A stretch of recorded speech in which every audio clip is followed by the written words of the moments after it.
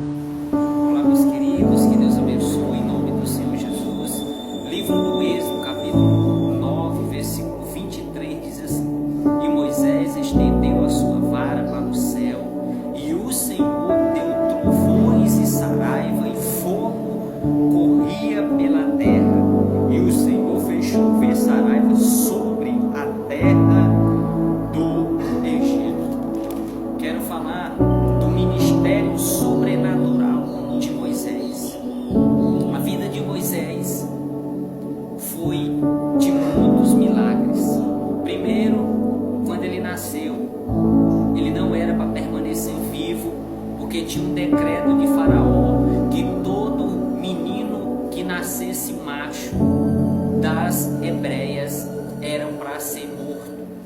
Mas a mãe de Moisés, acreditando em Deus, guardou ele, e depois, não podendo mais esconder ele, colocou ele numa cesta e colocou ele no rio, porque a filha de Faraó estava se banhando nas águas, e ela pegou a criança, levou para o palácio, e depois a mãe de Moisés foi chamada para amamentar a ele,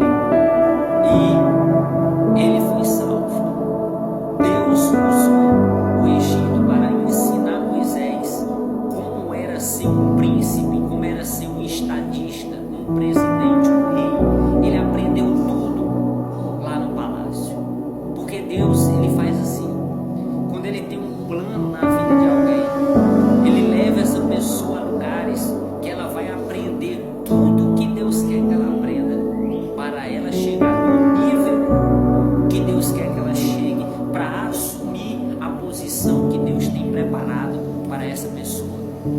Moisés é um dos maiores vultos de todos os tempos. A própria Bíblia diz que não se levantou profeta para fazer tantos sinais miraculosos como Moisés.